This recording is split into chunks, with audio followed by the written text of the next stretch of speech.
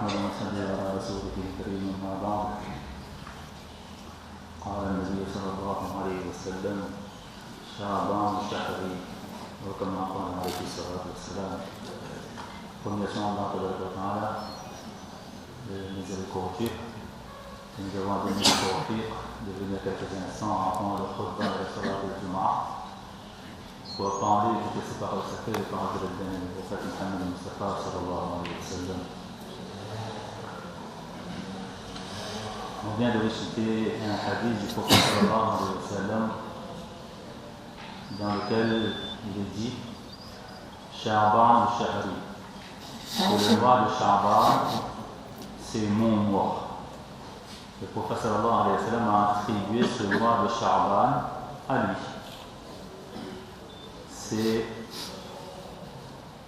comme le mois de Ramadan et Shahr Ramadan, c'est Shahr al-Qur'an.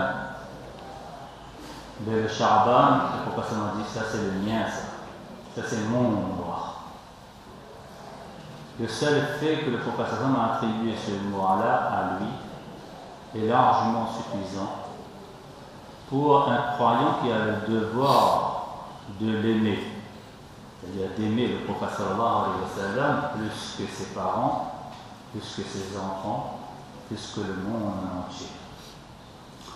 Pour ce musulman qui a ce devoir-là, eh bien, il comprend toute la proportion de ce hadith, que ce mois-là, si le prophète l'a attribué, c'est parce qu'il y a quelque chose de particulier.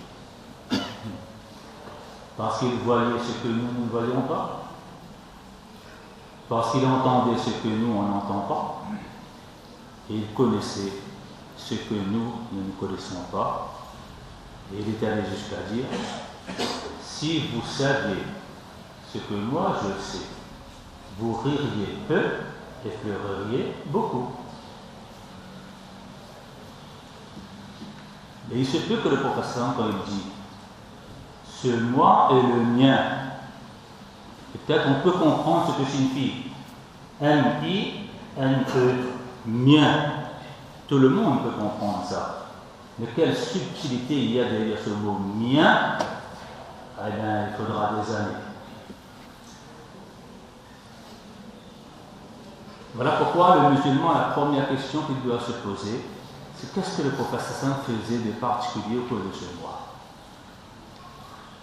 Eh bien, il suffit de cogner à la porte de son épouse, Aïcha radiyallahu ta'ala anha, et elle nous répondra en nous disant que le mois au cours duquel le prophète sallallahu alayhi wa sallam gardait un plus grand nombre de siyam, de jeûnes, c'était le mois de Sha'ban.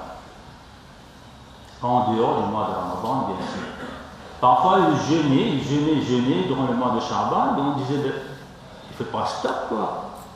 Il n'y a pas de fin. Et parfois, il ne jeûnait pas aussi. Il y a des années où il ne jeûnait pas pour montrer que c'est méritoire, mais ce n'est pas obligatoire.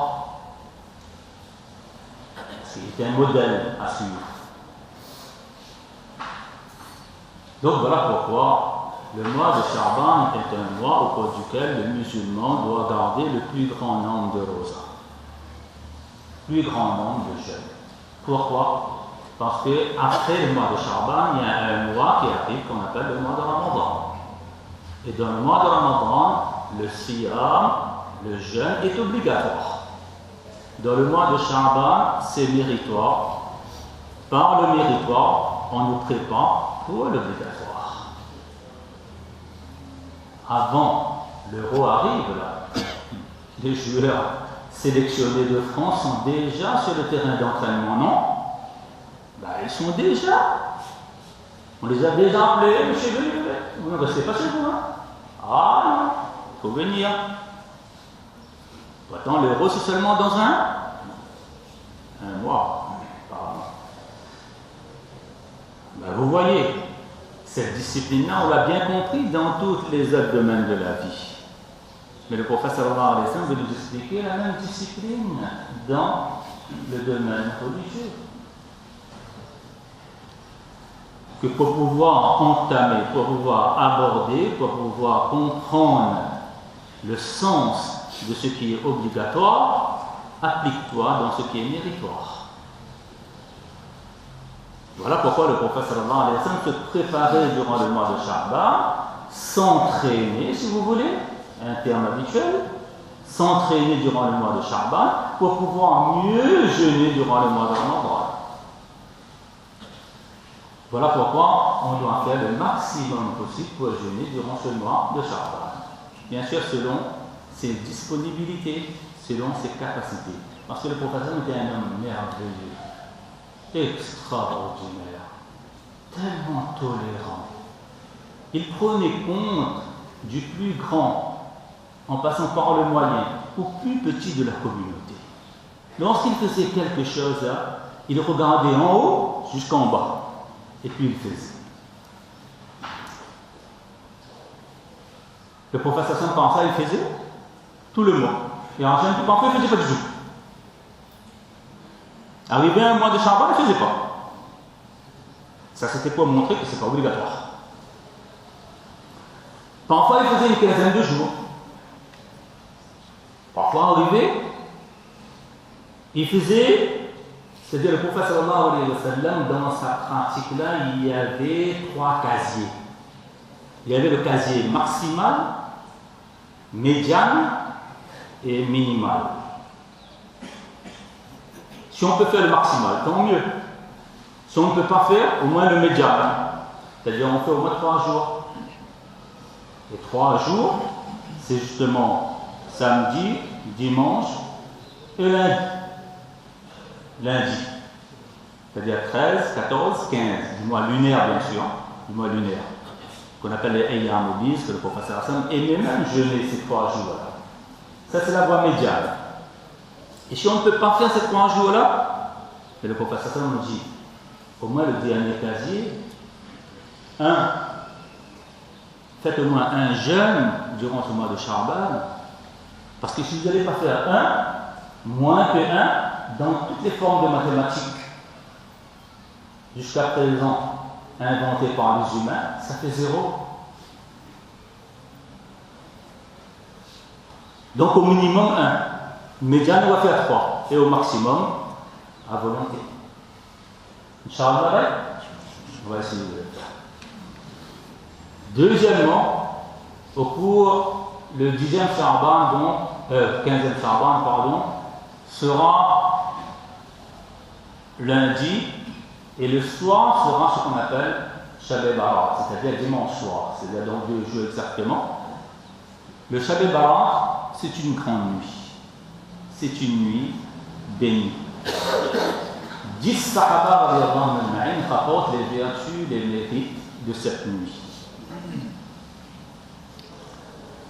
Et lorsqu'on rassemble tous ces hadiths, ça donne du poids sur le caractère sacré, béni, sur la vertu et les mérites de cette nuit, le 15e Sha'ban, qui pour nous à la Réunion, donc en fonction du croissant lunaire, sera dimanche soir. Eh bien, au cours de cette nuit, il est bon de s'adonner au ibadat d'Allah subhanahu wa ta'ala. Et nous, ici à La Réunion, on a cette habitude-là, que lorsqu'arrivent les grandes nuits, eh bien, comme alhamdulillah, il y a beaucoup de frères qui viennent à la masjid, etc., comme un jour de Jumu'ah, c'est une occasion, c'est pas une célébration. Donc c'est une occasion, il y a beaucoup de frères qui se réunissent, les sœurs qui viennent, etc. Bien, on fait un genre de programme où on parle du Coran, des hadiths du prophète sallallahu alayhi wa sallam. Et ça, c'est une forme de ibadat hautement appréciée par Allah subhanahu wa ta'ala. Dans un hadith, le prophète sallallahu alayhi wa sallam dit le sens Majtama'a qawmun fi baytin min buyutillah yatluna kitab Allah wa yatadarasunahu. Lorsqu'un groupe de gens se réunissent dans une des maisons d'Allah, c'est-à-dire le masjid, ils lisent le Coran. Avant chaque programme, il y a toujours une lecture du Coran. Après, on donne l'explication qu'on appelle bayan, dans notre langage. On fait un bayan, c'est l'explication du Coran et des hadiths. Et qu'est-ce qui se passe? Eh bien, ces gens-là, Allah leur accorde 4 privilèges. Le premier, c'est quoi? Eh bien, le premier, c'est ce que tout le monde est en train de chercher. Nazalat alayhimus sakina. Allah fait descendre dans le cœur des gens et des participants, des assistants de cette réunion-là, la sakina, c'est-à-dire la sérénité du cœur. Et ce sera le sujet qui sera traité, Inch'Allah, au cours de cette nuit. Deuxième chose, c'est la miséricorde d'Allah, la grâce, la bonté d'Allah enveloppe cette assemblée. Cette assemblée-là se trouve entourée de la plus belle compagnie, des plus belles créatures, c'est-à-dire des anges, des malaïkas.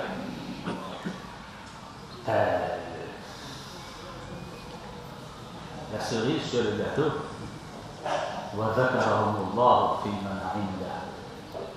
Cette assemblée est en train de parler, d'écouter les paroles d'Allah sur terre, et lui, dans le ciel, il est en train de mentionner notre nom auprès des anges.